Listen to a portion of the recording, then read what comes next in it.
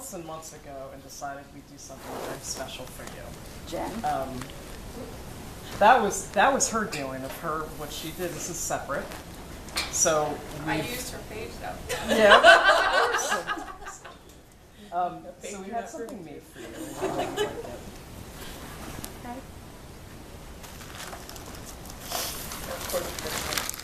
Who's got the tissues? Oh no. This is to show our. This is to show our appreciation for all the hard work that you did. I don't like to cry. Oh my God! I know, I'm gonna cry too.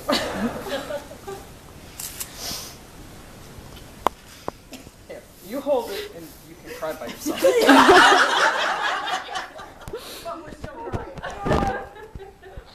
Beautiful. You recognize the I photograph? do. Absolutely do. Now, somebody needs to tell me the story of the three amigos. I don't know. This would be Amelia and Lotto and JJ. And JJ was in everything. It didn't matter how far away he was when people came. As soon as people showed up and he could see them, he was at the gate. And Lotto, at this point, had gotten to where I could go out and he would actually look at me and come. Because I think we posted many pictures when he would see Go me. hide. And he would be way out there looking at us like, I'm not coming near you. I don't know where Jasper was at this, in this picture. Because usually him and Amelia were pretty inseparable.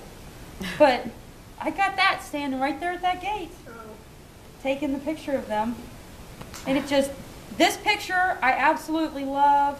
I have the one where they were all standing down the fence line looking at me because it was feeding time and they were,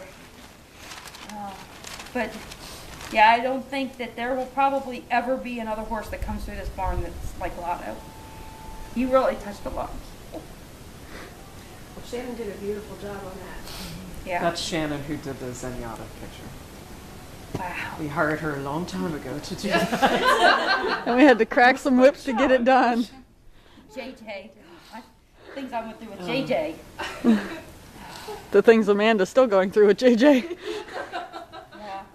He is, No, I don't have to. I wish I had an old camera that had the thing on it. When JJ got here, he was a week old. He was born on a feedlot, and we had him in the pen where the minis are now because it was the safest place for a baby. And she had just gotten off the trailer. I gave her feed. He's running around like a maniac, and I looked at Jeff and I said, I've got to videotape this. Just him out there running around, showing that he's able to do that.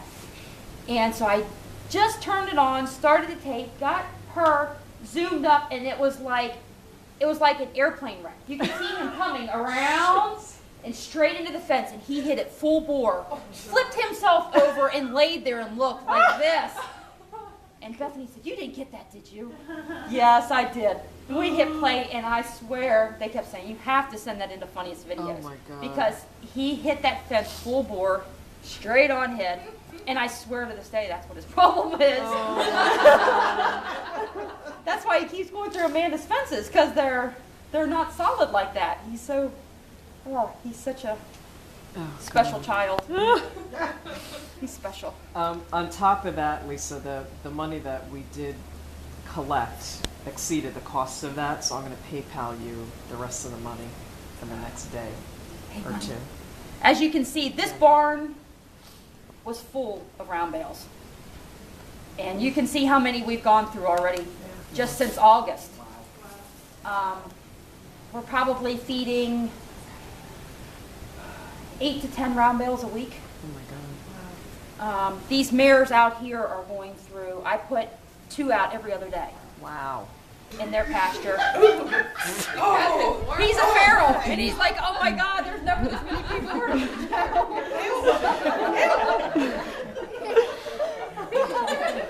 That's a frog pond dancing cat. That's our entertainment for today. I'm sorry. Sarah woke you. Oh.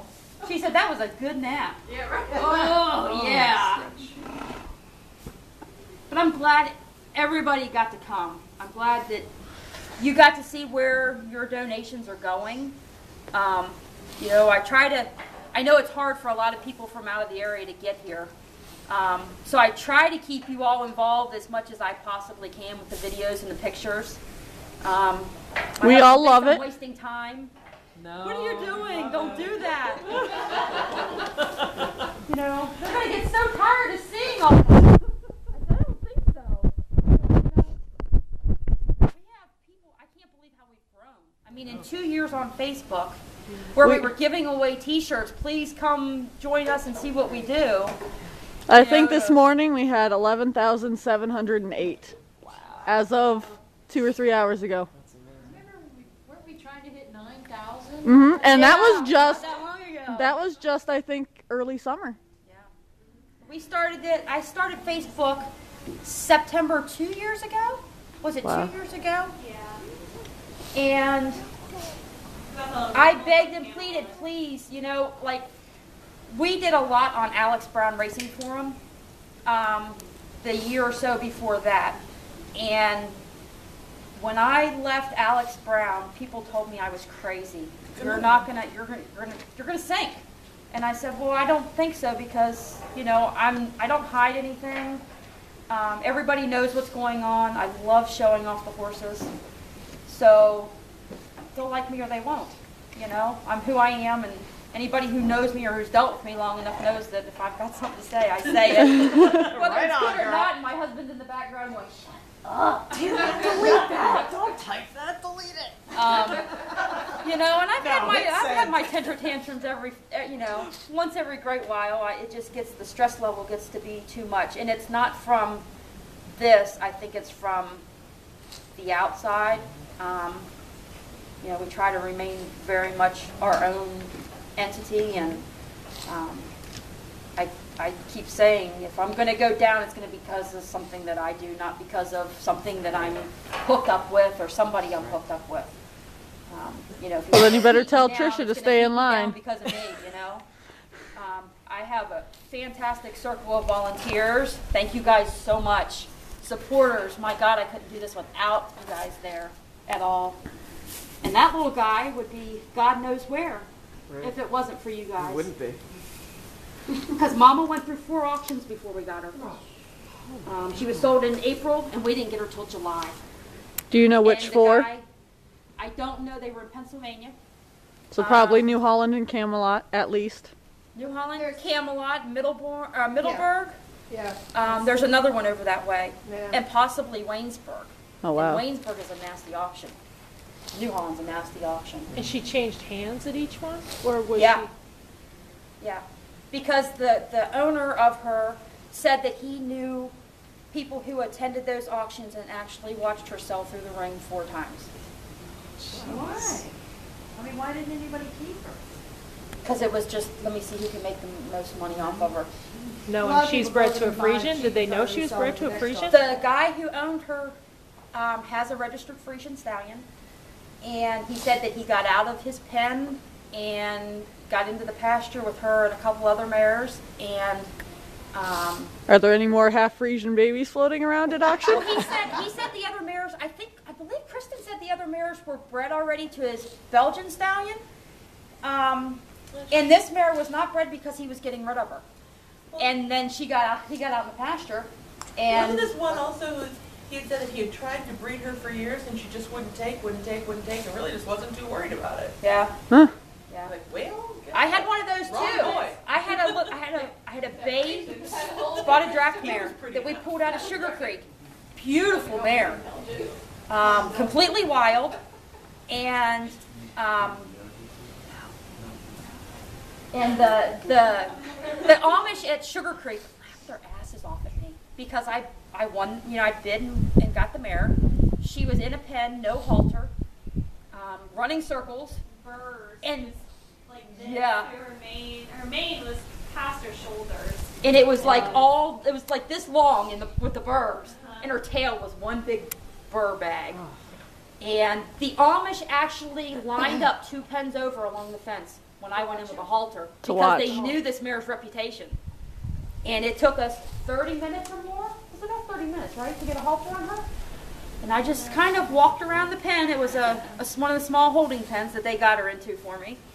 And while they all, talking their gibber jabberish and laughing, and I'm trying to get a halter on this mare between her burrs, and got the halter on her in the lead rope, and Jeff had the trailer back to the loading ramp because I didn't want to walk her across the parking lot, so we swung the gates open. That mare walked right into the trailer. Those Really? guys walked down off and just kind of walked away like all the laughing was done.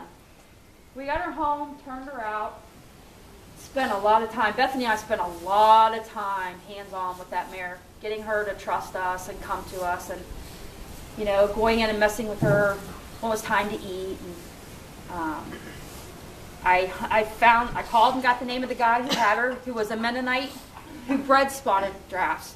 And he signed her papers over to me, and was very good about that. And we got her, registered with Spotted Draft, and I got history on her, and he said that he had her For a long time. 2 or 3 years.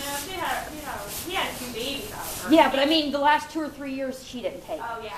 He bred her and she didn't take. And he had a big, beautiful black and white Spotted Draft stallion.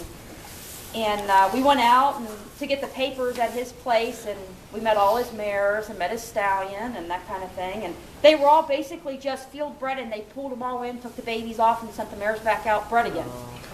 And so he said, yeah, that'd be fine. Well, we had her sold to people in California. And the people in California, this was back when I first started rescuing, she was a registered stock, so I figured, okay, they wanted to use her back in the Spotted Draft breeding circle. And so I was going to allow that to happen. And then I hauled her to get her shipping paper, and she's staying in her trailer, and I looked at her, and I looked at my vet, and I said, you might want to check her, because she looks awful big. And he did, and she was bred. And I called the people in California, and I said, she's starting to bag up. She's like 30 days away from foaling.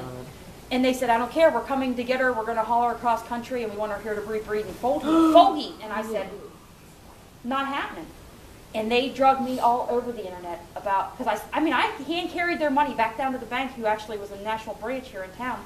Put the money back in the account, they searched it all up, and I put it back, and they slammed me all over the internet for not allowing them to come and get their horse. And I said, that's fine, Yeah. I'm not risking that baby, shipping it across country, and then let them do it. and let them breed her like that again. I mean, if they're going to risk her and that baby that easily, then is it really that good of a home? Right. And so I took the beatings and kept the mare here, and she delivered on July the 3rd at 1 o'clock in the afternoon after Jeff and I spent 2 weeks up here in the evening spreading straw in, because this was all just one big open field, and we just used that little barn at the bottom. And we'd go out, and I'd make him come up here at like 11 o'clock at night. Come on, we've got to spread straw. And we're out there in the middle of the pasture putting down a patch because that's where she was walking. And he said, she's not going to have that baby if you keep doing that. Just leave her alone. And I'd come up, and I'd make him come up, and we'd walk around and try to make her an area. And we left for like 3 hours for my niece's birthday party, and we came back. And Taylor came up to see if the baby was here, or if there was anything going on. Next thing you know, the four-wheeler comes flying down the driveway, and Taylor gets off like half, it's still moving. She's all, there's a baby! We came up, and she had the absolute most perfect black and white baby that you'd ever seen. Oh my God. 50-50 mark, beautiful baby. Wow. And I called the Mennonite guy that had her, and I said, we have a baby. Oh, do you? I said, yeah, it's black and white. He says, do you want to sell them? I said, no. And he actually came and saw them, and That was the first black and white baby he had had out of her. yeah, All of hers she had was all solid been, black. they had all been either solid or bays, Yeah. Wow. because she was a bay. And so, yeah, he was really impressed that she had a black and white. So Mom is in Pennsylvania, River, and Puddle is actually a foundation breeding mare in Canada for the Georgian Grandees breed, which is spotted draft and American saddlebred. And they've got it's actually a really big growing breed association now. But she's a foundation mare in that association. So Which she's Puddles is the baby or the? Puddle's the baby and River is the mother. How do you name them? Well, when they're born here, I try to stick to the farm theme kind of thing. He was going to either be tadpole or frog or something, but we figured we'll go with the Halloween theme. You know, we're around Thanksgiving, and Taylor likes that little Dobby off of Harry Potter. So that's how I have no idea what the heck it was. Not a clue. that's how we named him this time around. We figured we'd go with something a little different. I expected Cat really to change Toad's name, you know, but she kept him Toad, and we've been very lucky. We've been very lucky with our pregnant mares, and they've all delivered healthy babies, and I'm quite pleased with how Sarah looks after having her baby.